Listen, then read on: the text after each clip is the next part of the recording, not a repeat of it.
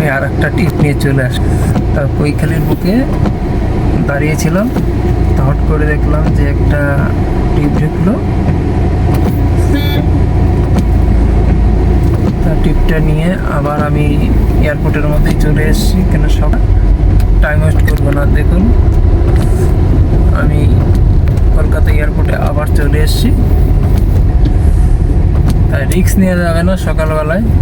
আজকে প্রতিজ্ঞা নিয়েছি যে আজকে খুব শর্ট হোক লং হোক একটা টিপও ছাড়বো না, কেন প্রত্যেক দিনের মতন একই ভুল হয়ে যায়। ঠিক আছে, তা দেখুন আমি দেখাচ্ছি, আমি ওটা ই করতে পারিনি।